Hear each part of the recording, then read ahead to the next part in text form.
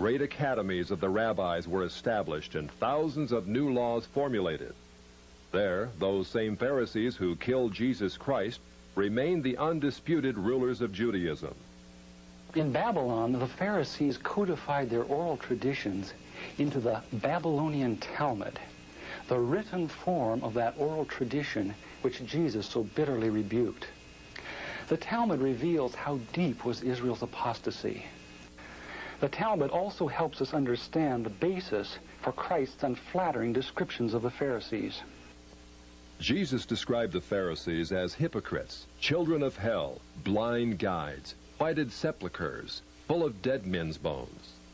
He even described the Pharisees as children of their father the devil, a murderer from the beginning. The Talmud confirms Christ's words.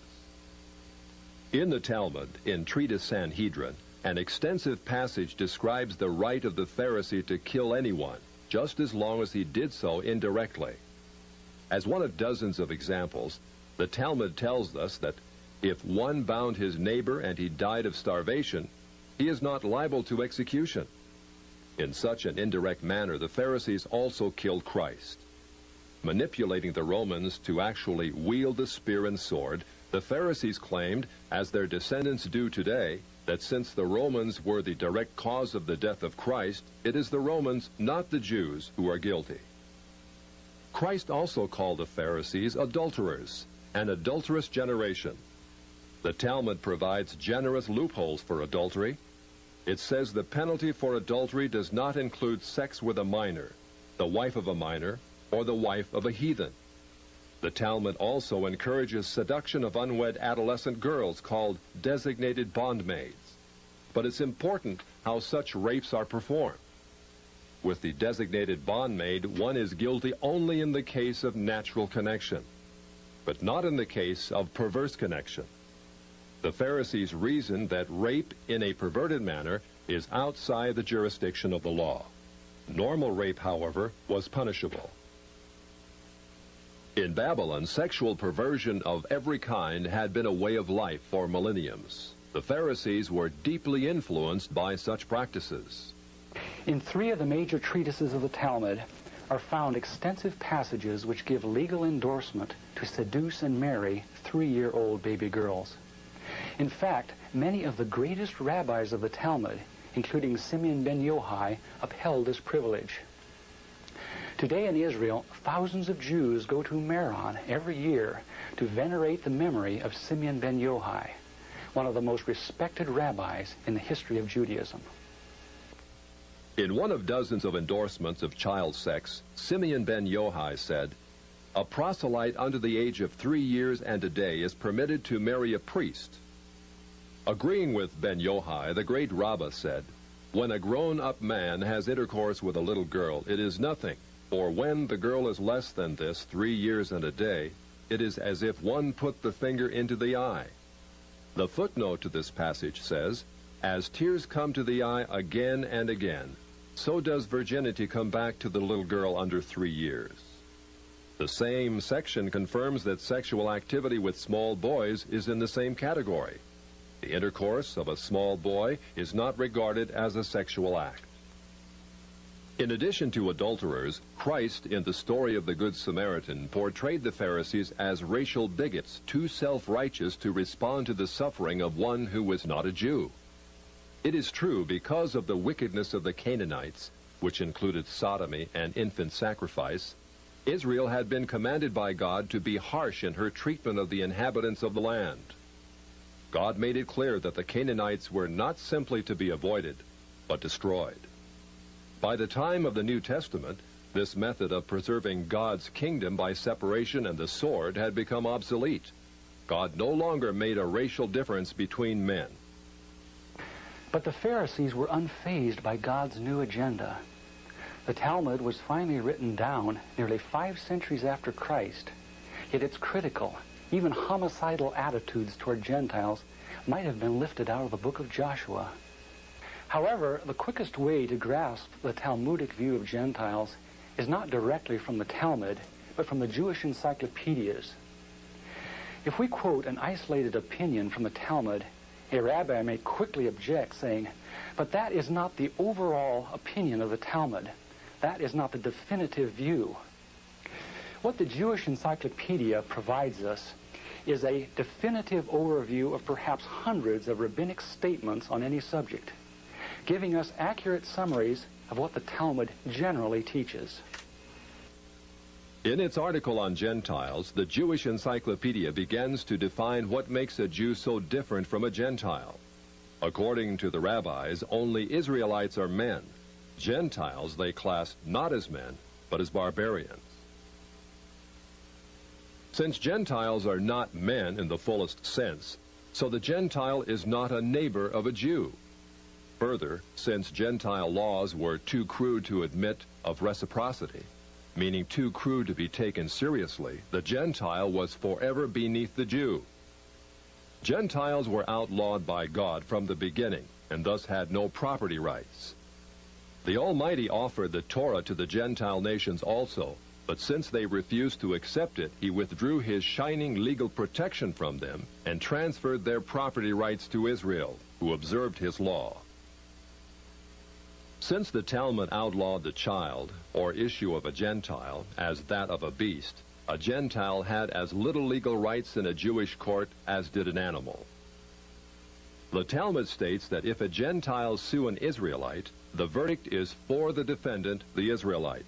Conversely, if the Israelite is the plaintiff, he obtains full damages.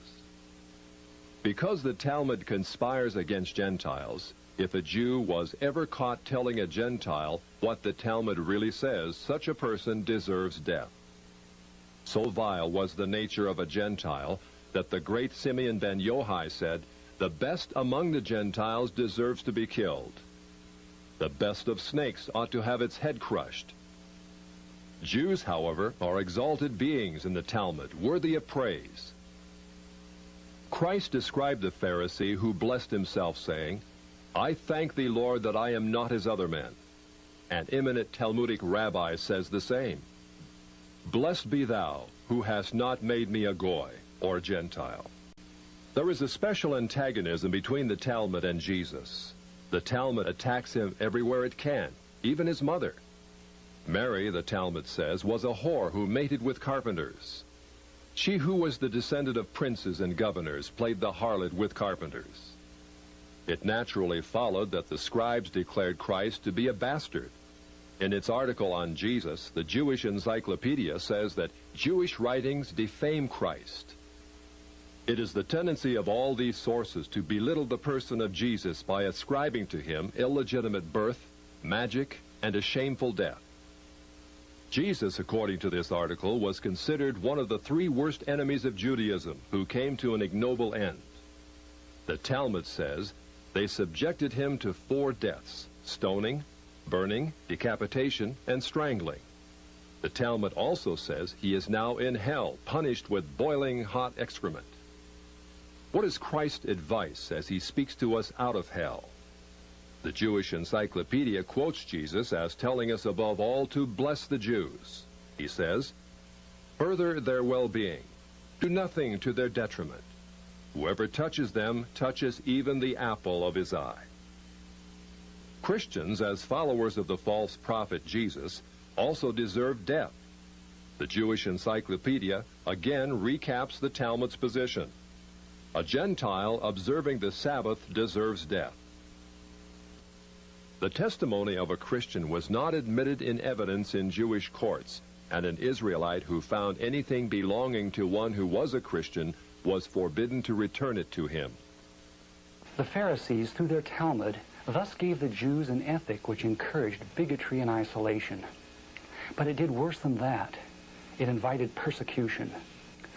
By the 11th century, the inhabitants of Babylon, growing weary of the self-righteousness and dishonesty of the Jews, expelled them to the West. That's part of our faith. They had to read the Bible, the Torah. And that carried the Jewish people as a unique people, people of the book, as we called it. The people of the book not only knew the book, they could read the book.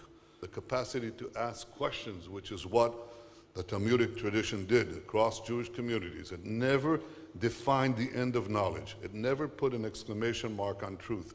It was constantly questioning, expanding, growing. exchanging between communities, between great scholars and their students. It never ended. It was always iterative. This culture exploded when the walls of the ghetto went down.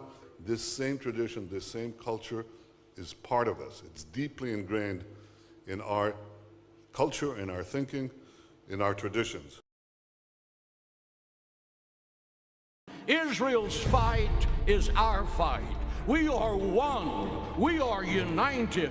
We will not be discouraged. We will not be defeated. We will not be intimidated. We will not sit down. We will not be silent. We are the worst nightmare of the anti-Semites of the world. The victory is going to be ours.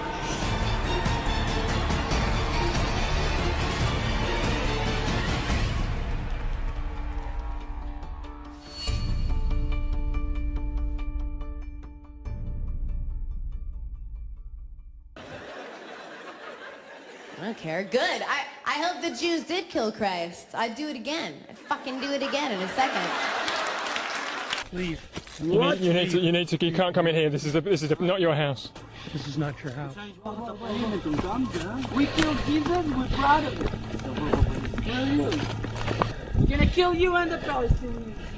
Bastard. This is my house. This is my land. God gave it to me. And fuck you. When they circumcise little boys, the rabbi actually puts his mouth around the penis and sucks the blood. I am not making this up. This is Talmudic Judaism, and this is what is being carried out in Israel. So for those who want to support Israel, especially the idiot Christian Zionists, my God, how stupid are you? These people hate Jesus Christ, and they definitely are using you like a bunch of idiot pawns for their own sick and twisted game. That is the reality. Absolutely.